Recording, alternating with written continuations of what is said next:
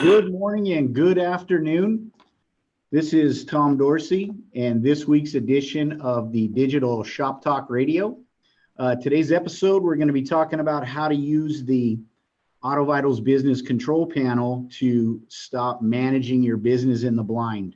And, as always, I've got a great crew of guests today. My co-host with the most, Frank Scandura.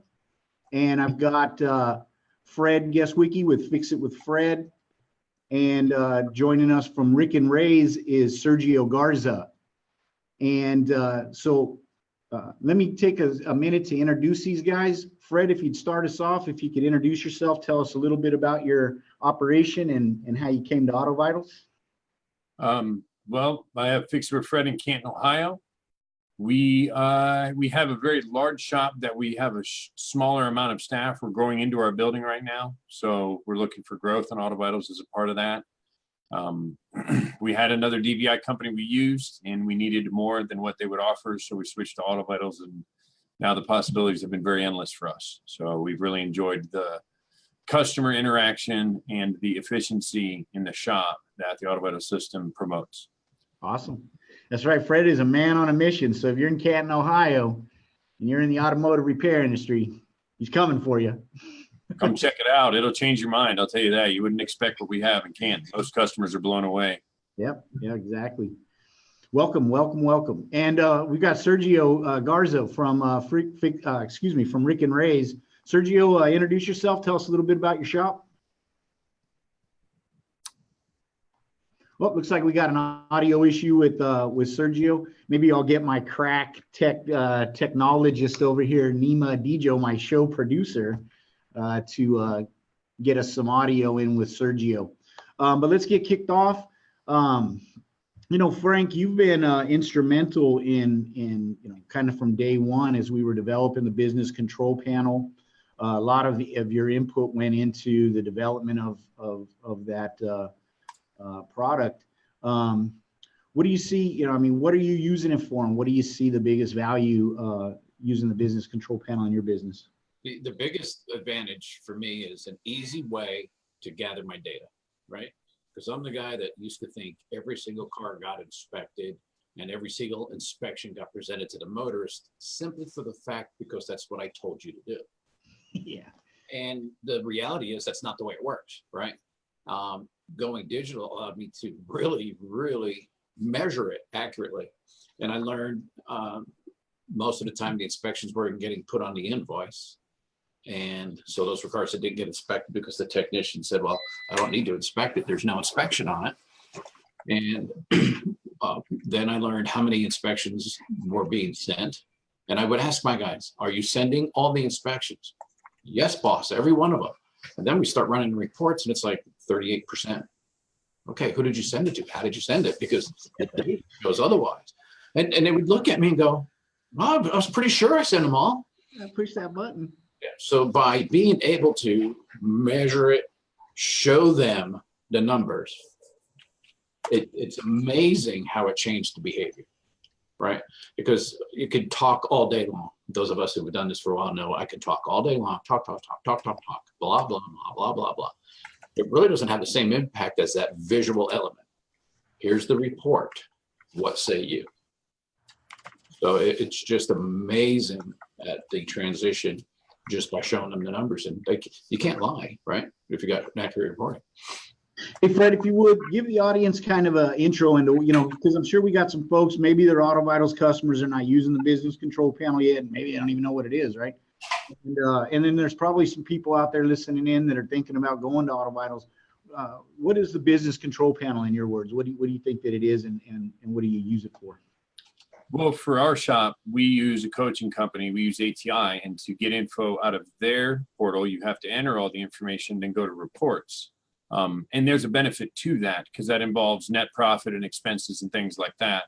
A lot of shop owners just build their own spreadsheets of their sales and their repair orders and their car counts.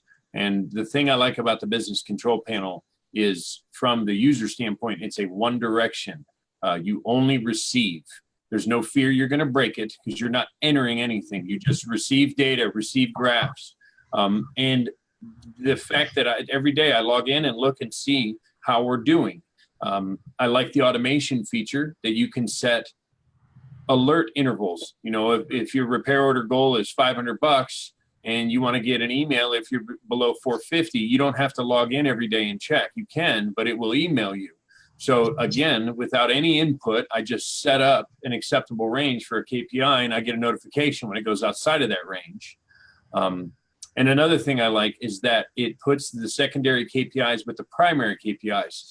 So when your ARO starts to dive and you're like, oh, no one has any money magically, you can look through and see if your research time has dived down. You can look and see if the notifications are being sent. You can look and see if the other secondary KPIs that affect that primary KPI are causing that decline. So you can really hone in instead of beating your service advisor and say, sell more work. Instead of that approach that gets nothing, you can tell them, I noticed that your edit rate has gone down, so we really need you to edit the pictures, and that'll raise your ARO. So it kind of ties your whole shop together without you having to put all the info in. You just get information. Exactly. And, and that's the key, and Fred nailed it, is that those secondary KPIs are behavioral KPIs. It's what is the techs actually doing? What's the service writer actually doing? And how long is it taking them to do that those secondary KPIs track? And, there's not that I'm aware of, I don't think there's any other solution out in the industry that's able to go to that level and look at the actual actions that lead up to the results and give you that data so that you can interpret that to take corrective action and to just monitor that policies and processes and procedures are actually being followed and implemented into the shop correctly. And Fred, you hit the net. You said something that was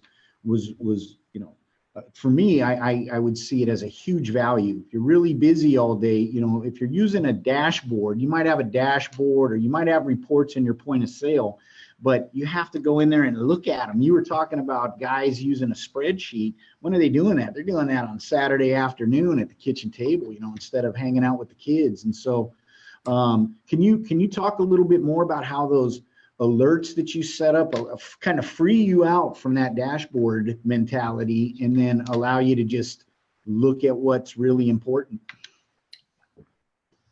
All of our KPIs are important. We all know that in your business, whether it's your ARO, your car count, your retention rate, there's, hundreds potential KPIs that you got to watch. So for me, I look at the top 5 KPIs, the ones that I really, really worry about: my car count, my retention rate, my average repair order, my hours per ticket. Those are 4 that come to mind. And I put those on automation. So when I go to the business control panel, I don't look if my ARO is high enough, because I know it is. If it wasn't, I would have got an email. I look to see if we're on an uptrend or a downtrend and see if we can kind of cut it off at the pass. So the way it frees up for me, we're able to just look and see that our ARO is down $50 from last week. What changed? Is it just magically people don't have money? Because normally that's the problem. No one has any money, and in reality, isn't that that's what you tell your advisor. Why aren't you selling any work? Nobody has any money. No one walks in here. I have $1,000 to give you. Take it all. Right. No one has extra money that they just want to throw at their car that becomes worth less money every single day. You have to convince them, and those tactics we use to convince them of their need are the edits, are the notifications. So I like that it helps me hone in and fine tune. And then if anything gets out of whack, I get notified before I go looking. So that's what it is instead of being a reactive approach where you go looking and find out, oh man, my car count's low. You notice everybody's standing around and you go look, you would get a notification before. When I go to the business control panel, it's not to be reactive to something that's broken. It's to go look and see how I can make it even better. If something's broken, the business control panel comes to me. Yeah, that's awesome, man. I couldn't have said it better myself. Frank, are you, what alerts do you have set up? I mean, you're doing the same thing, I would imagine. You've got quite a bit of alerts set up for your primaries. I do. I have 4. I'm sorry, did you say me or Frank?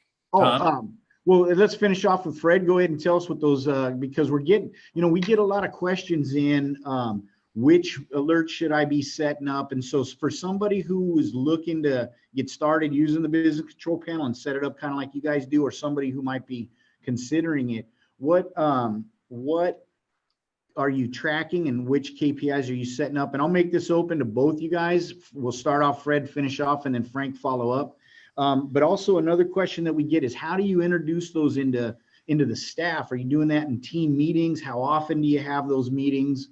And how do you take from what you see when that business control panel comes to you, and then communicate that to the rest of the staff to get some results?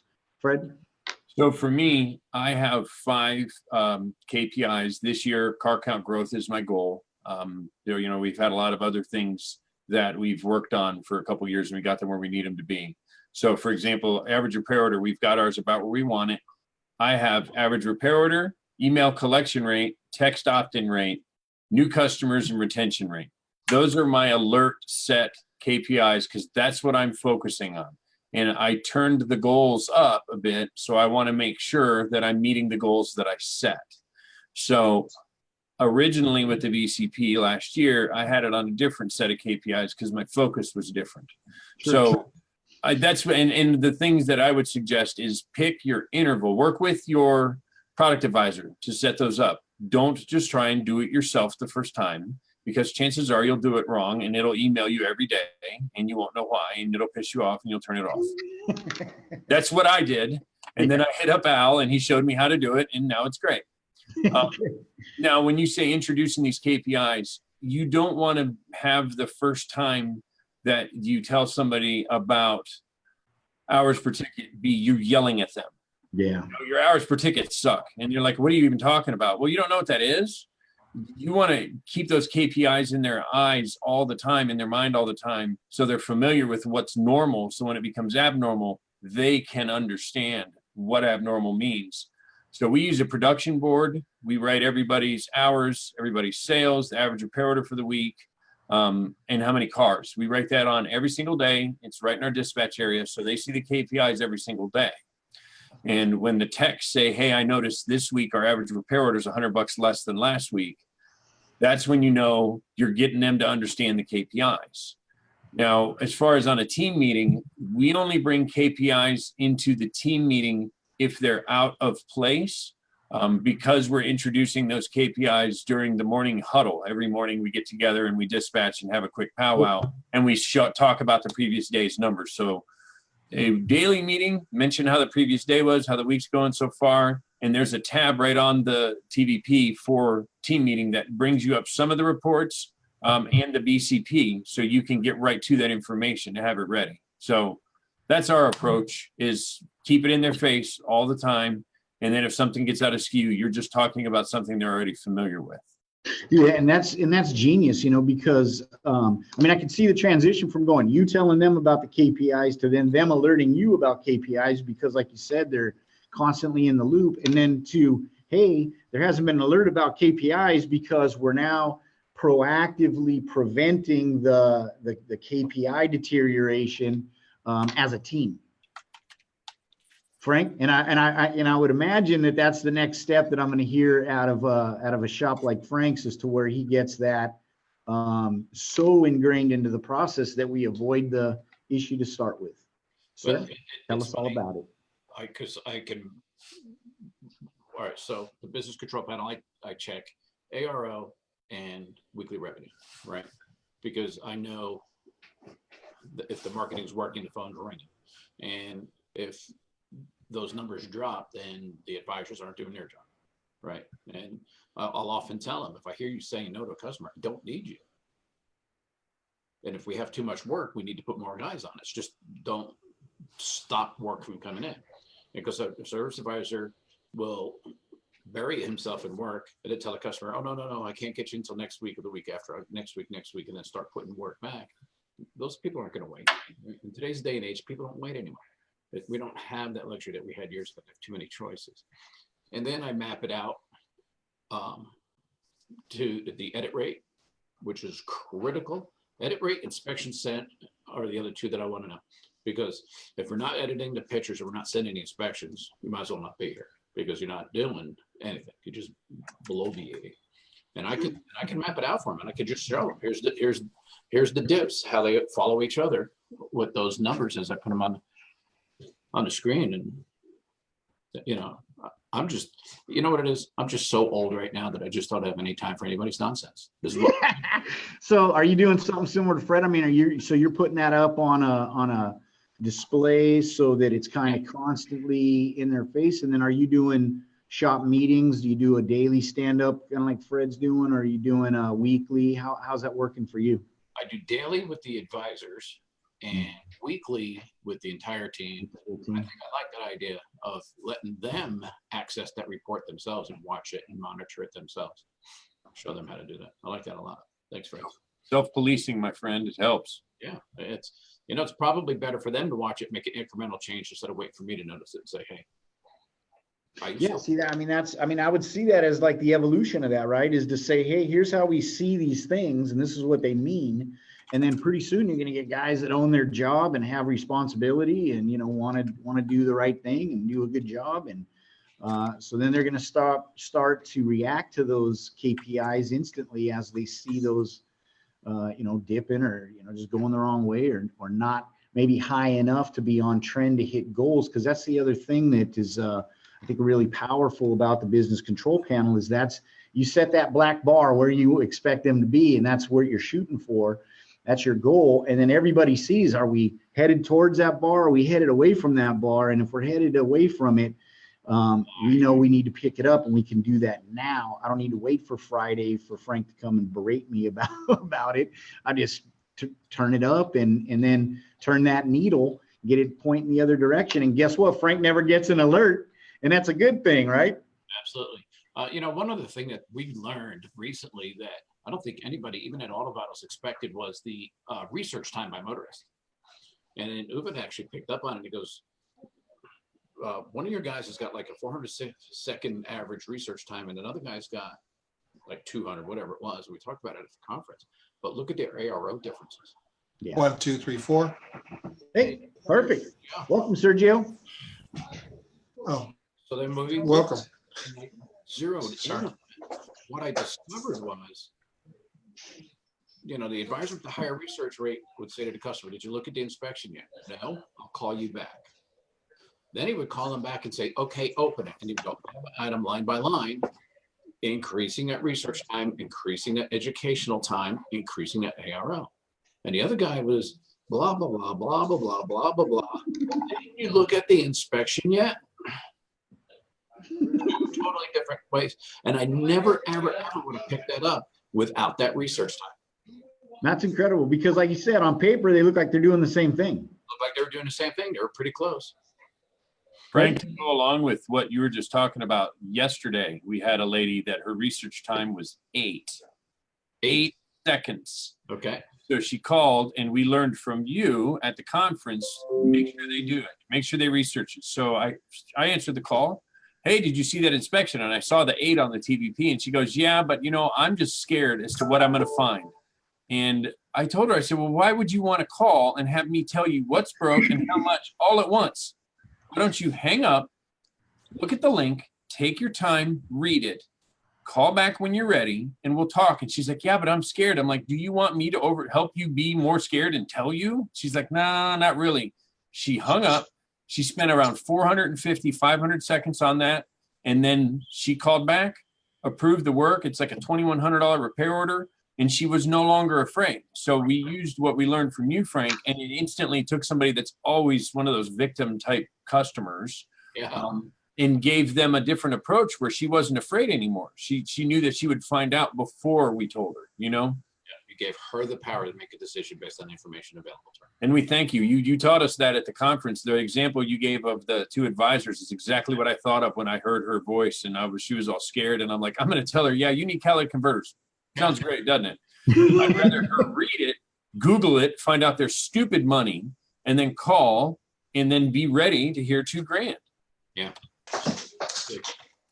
I mean, that's awesome. That's a customer for life right there, right? Yeah.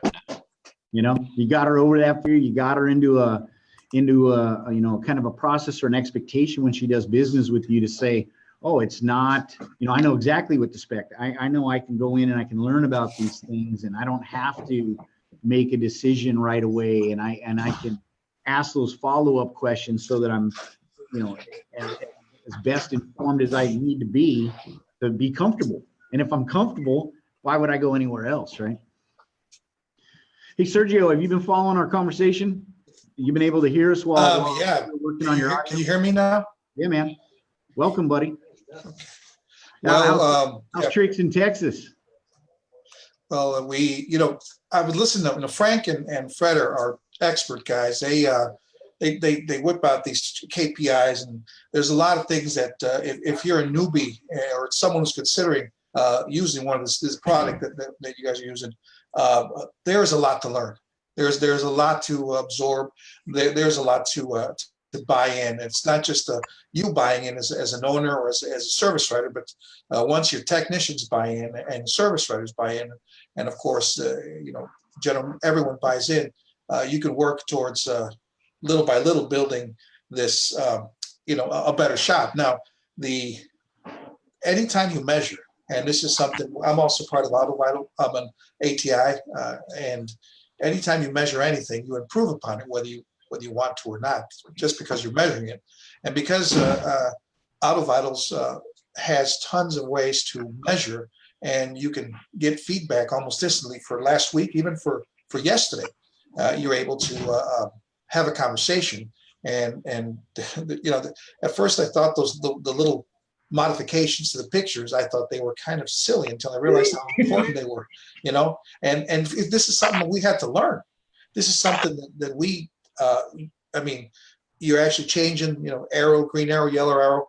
And when I went to California, Uwe said, the more time you spend preparing that inspection, the less time you spend over the phone talking about it, because it's almost automatic. So, you get these aha moments over and over and over, and then you discover, right now we're working on your retention campaign page, and we're looking at to see how we can create because we have a ton of, if we do everything correctly, we have a ton of information that's on the table, so to speak. Say you have an estimate that you build, and our estimates are insane. They're 34, 45, 62.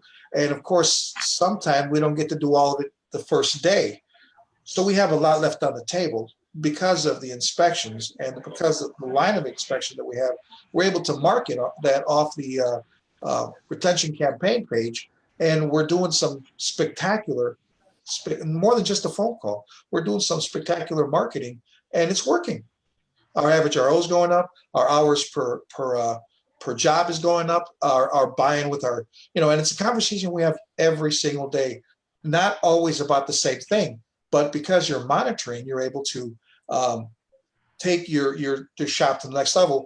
What's funny is over the course of the year and a half, your customers' expectations become so much higher that anywhere else they go, you guys don't have what Rick and Ray's has. Nobody has what Rick and Ray's has. There's a lot of things we're doing that no one else does, and we could have never ever envisioned this without. It's a daily process. You have to have buy-in. You have to have KPIs you're monitoring. You measure, and if you want to or not, you improve. And so we're able to modify that and coach and listen. And as long as you're coachable, because when we first started, we knew everything. We were the best salesmen. We were the best service writers. Are you offering everything? Of course we are. And then we look back and like, you haven't offered this late an air filter in 4 years. Oh, that's not important. Of course it's important, So as long as you're coachable and you're humble and you're able to take advice and actually apply it, the sky's the limit. So with AutoVitals, you're able to establish a pattern of a device of measurements. And as long as you apply, it's like any tool, as long as you use it correctly and improve upon using it, because also AutoVitals doesn't stay stagnant. It's always changing. It's always improving. It's always got some new feature. And you have to, to listen to Fred and Frank, they sound like they're college professors, someone who's new to this, like, what the hell are they talking about? Well, once you're kind of, you're into it, you understand what we're talking about and what we're mentioning, hours per ticket. Car count. We used to think car count was it. We would sell our souls for car count. Yeah. It's not about car count. It's about make every car count, And how do you do that? You have to do that with a good courtesy inspection. And it has to be it has to be, and then once you get a good courtesy inspection, you better make sure your service advisors are going through and doing everything correctly, because every opportunity is missed if you don't do it correctly. God forbid you take the time to do a courtesy, and we do them for free here in Texas. Sure. We do our courtesy. We take the wheels off. I know Frank says never. I'm doing them now. Yeah, well, So, so we found out. I'm sorry. And we're almost out of time, but I want to say that the data is here. The data is there. And when I hear shops arguing that they don't need to edit the pictures, they don't need to waste time putting certain arrows on it, it's ridiculous when you can see the shops that do it consistently and get more sales from it. Stop fighting the system. Just cave in and give in and do it. Drink the Kool-Aid. Stop fighting. Good. So we started a new program where every new customer gets a more thorough inspection, including a brake inspection. We call it our baseline inspection for new customers. And I'm now paying the technicians for that and not charging the customer. So Wow. Even old dogs learn new tricks, Sergio. No, and that's the deal. Frank said something else. He said, never say no. And that's something we had to learn. We had to learn how to say no, because we found out that if we get a little bit rushed, we don't pay attention to and when we don't pay attention 100%, guess what happens? Our average RO drops. plummets. And so you once, right? But and so we still have to learn. Now, everything is a process. I've always been a believer. Load up. You have a sausage machine, you load up that machine with as much work as you can, and it becomes a sausage manager to navigate around that. But man, our car count has dropped almost to 2/3 what it was a year ago, and we're making more than, because of Auto Vitals. And not only that, we're exit scheduling correctly. Yeah, man. They come in already. Here's the keys. Here's the estimate that you told me. I'm ready for it, and hallelujah! And it's a $2,200 ticket that you didn't even have to, and that happens every single day. That's it, brother. It's because you sold it. They approved it. They just didn't approve it for today. It's still approved. It's approved. It's inevitable. It's eventual that they're going to come back in, and you build that personalized maintenance plan. Get them to commit, like you said, at the exit schedule. That's money in the bank, baby. You're just waiting for them to come back in and pay you. It's like I said, you set the expectations for your customers, and we're not cheap. And if they go somewhere else and they're not going to have the experiences that we give them, but they're just going to gravitate right back to us. Like, man, they just, no one else does what we do. And as long as we're able to take care of them and explain to them and educate them, because that's all we're doing is educating, and get them excited about it. They get excited about an outlet they see on TV. Why not get excited about your $22,000 car and they need service? So that's all I got. I know time's short. Yeah, guys, we could go all day. I hate to break it up, but we're out of time. Appreciate everybody. Really appreciate Sergio, you hanging in there and being patient, and we got you in. And of course, you dropped bombs for us. It was awesome. Fred, as always, miss your brother. Frank, I'm going to be out there next month, so I'm going to track you down and looking forward to seeing you. Really appreciate all you guys do helping us out and coming on here and helping other shops by sharing some of your experience. And again, let's continue the conversation on Facebook. Get up there if there's any questions that we didn't cover. If there's any topics that you'd like us to cover in future episodes, let us know. And until next week, this has been Digital Shop Talk Radio. I'm Tom Dorsey, and thanks again for tuning in.